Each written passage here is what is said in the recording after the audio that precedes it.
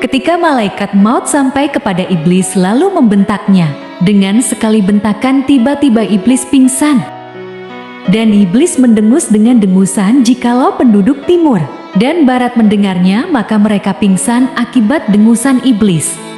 Lalu malaikat maut membentak lagi, "Berhentilah kamu iblis laknat yang jahat, dan kini rasalah kepedihan mautmu, sebagaimana yang dirasakan oleh orang yang kau sesatkan dalam beberapa abad semasa engkau hidup. Dan inilah hari yang ditentukan oleh Allah terhadap kamu, maka kemanakah kamu hendak berlari?" ucap malaikat maut. Bagaimana kisah selanjutnya? Mari kita nonton bersama.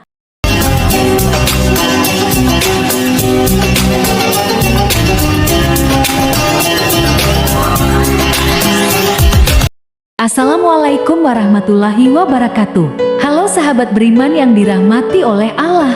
Pada topik kali ini saya ingin membahas tentang kisah sakaratul maut, iblis di akhir zaman. Apabila dunia ini telah musnah dan tidak ada lagi orang yang tinggal di dunia ini, baik manusia, jin, setan ataupun binatang, maka inilah saat yang ditentukan oleh Allah kepada iblis laknat. Kemudian Allah berfirman kepada malaikat maut, "Aku telah menjadikan pembantu untukmu sebanyak orang yang ada dari pertama hingga yang terakhir. Dan aku telah memberimu kekuatan penduduk langit dan bumi, dan kini aku pakaikan kepadamu pakaian murka dan marah. Oleh itu turunlah kamu dengan membawa marah dan murkaku terhadap si iblis terkutuk." Maka rasakan kepada iblis kepedihan maut yang dialami oleh orang-orang dari pertama hingga yang terakhir, terdiri dari jin dan manusia yang berlipat kali ganda. Firman Allah lagi, "Dan hendaklah kamu membawa 70.000 malaikat yang semuanya penuh dengan sifat murka dan kecemasan. Setiap malaikat Zabaniyah membawa rantai dari neraka lada, dan cabutlah dengan 70.000 cungkilan dari neraka lada. Dan perintahkan kepada malaikat Malik supaya membuka semua pintu-pintu neraka."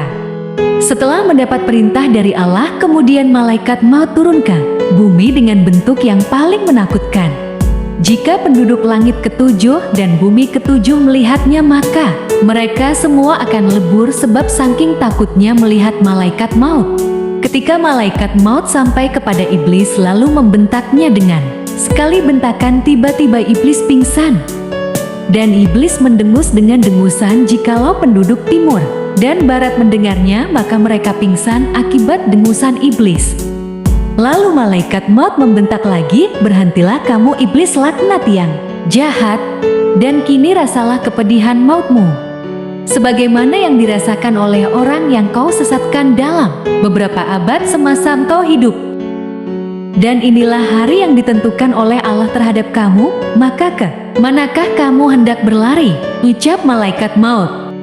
Setelah iblis laknat mendengar apa yang dikatakan oleh malaikat maut kepadanya, maka dia pun lari ke hujung timur. Tetapi malaikat maut telah berada di depannya, lalu iblis laknat itu menyelam ke dalam laut. Tetapi malaikat maut telah berada di depannya, lalu laut melemparkan iblis laknat itu ke bumi. Kemudian iblis berdiri di tengah dunia di samping kuburan Nabi Adam dan berkata, "Wahai Adam, karena kamu aku akan terlaknat. Andai saja engkau tidak diciptakan, maka aku tidak akan seperti ini."